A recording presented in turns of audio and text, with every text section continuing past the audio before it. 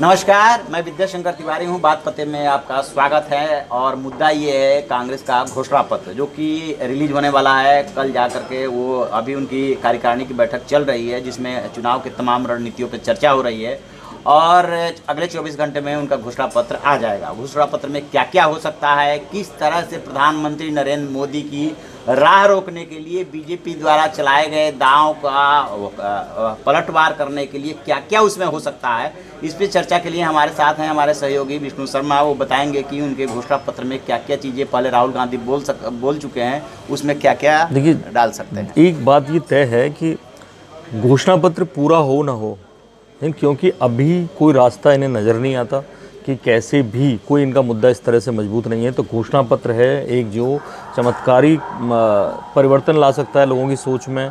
हो सकता है बहुत से लोग लालच में, जैसे किसान कर्ज माफ़ी हुआ जब बवाल हुआ था, तो ऐसे में हमने 5 ऐसे पॉइंट निकाले हैं जो वाकई में लोगों के लिए चमत्कारी हो सकते हैं। हो सकता है उनके वोट को जो देने की दिशा है, उनकी सोच को बदलाव लाएँ। पहला तो जो कई बार वो उल्लेख कर चुके हैं वो है न्यूनतम आय गारंटी की जो है स्कीम। उसमें उसको 2 पार्ट में बांटा जा सकता है। देखा जाए तो ये 2 घोषणाएं, एक जिनको कुछ नहीं मिलता, यानी जो नौकरी पे नहीं है, जो महिलाएं घर पे हैं, या जिन लोगों की नौकरी छूट गई है या किसी भी तरह से वो नौकरी ढूंढ रहे हैं उन्हें नहीं मिल पा रही है, ऐसे लोगों को एक वर्ग में लाया जा सकता है। अब वो कितना पैसा होगा जो उन्हें बिना कुछ करे धरे मिलेगा, यानी आपकी जब तक नौकरी नहीं लग रही है आपको तब तक कितना पैसा मिलेगा। इसमें फ़ायदा ये हो सकता है कि इसमें कैटेगरी हो सकती है कि जो महिलाएं नौकरी नहीं कर पा रही हैं या वो करती ही नहीं है या करने लायक नहीं है, घर में ही रहना है उन्हें कुछ पैसा दिया जाए, कम पैसा दिया जाए, 2000, 1200, 500 कुछ उन्हें दे दिया जाए, हर महीने उन्हें मिलता रहे।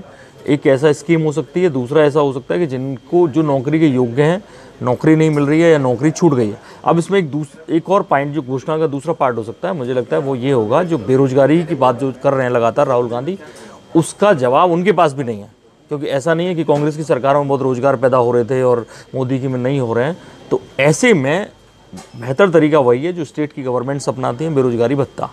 जो बच्चा ग्रेजुएशन कर ले उसको एक निश्चित रकम मिलनी चाहिए। अगर वो आगे पढ़ाई जारी रखता है तो उसकी मदद उसमें हो जाएगी, और प्लस जब तक वो नौकरी ढूंढ रहा है, टेस्ट की तैयारी कर रहा है, उसमें से पैसा मिल जाए। मुझे लगता है कि 2 ये बातें होंगी। आपको क्या लगता है इन दोनों के अलावा?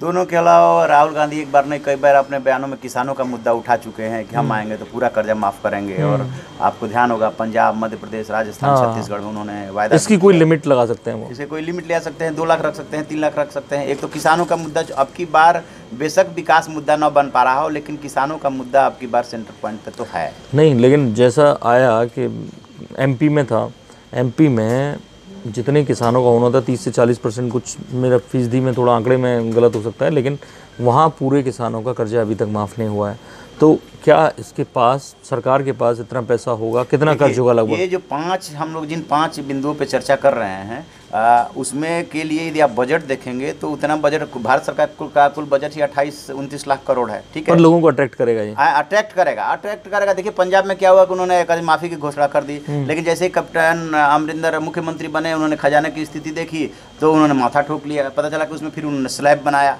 और स्लैब में बनाया कि पहले सहकारी बैंक वाले हम लेंगे। आज तक किसान चिल्ला रहे हैं कि उनका कर्ज माफ़ नहीं हुआ। यही मध्य प्रदेश में हाल है, यही राजस्थान।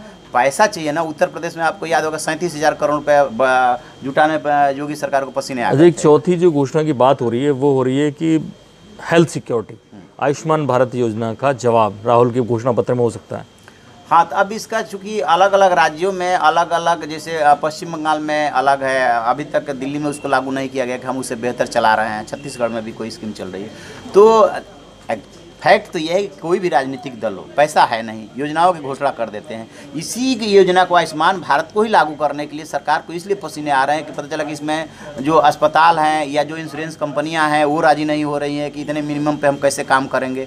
तो इसके लिए भी तो पैसा चाहिए। तो 5 की यदि हम जिस 5 की बात कर रहे हैं कि बेरोजगारी भत्ता देंगे, मिनिमम आय की गारंटी लेंगे, किसानों का कर्जा माफ करेंगे, जीएसटी बचता है। अच्छा, जिस जीएसटी से पैसा आ रहा है उस जीएसटी को कह रहे हैं कि इस गब्बर सिंह टैक्स को हम कम कर देंगे, एक स्लैब में ले आएंगे, एक स्लैब में तो किसी तरह से संभव नहीं है। चलिए मान लेते हैं कि आप 2 स्लैब रख देते हैं, तो जैसे ही 2 स्लैब में करेंगे तो स्वाभाविक है कि आपकी आमदनी घटेगी, उसमें राज्यों को भी शेयर देना पड़ता है। तो जब पैसा होगा नहीं और उधर जो आपको फिजिकल डेफिसिट रखना है वो 3.5% के आसपास है, उसे 2.5 पे ले आना है। आदर्श जो जिस तरह से आपकी इकोनॉमिक ग्रो कर रही है उसमें 2.5 से ज़्यादा नहीं होना चाहिए, आदर्श स्थिति होती है। तो आएगा कहाँ से पैसा? सवाल तो सबसे बड़ा यही है। बट ये 5 हो सकते हैं उनके, ये 5 हो सकते हैं।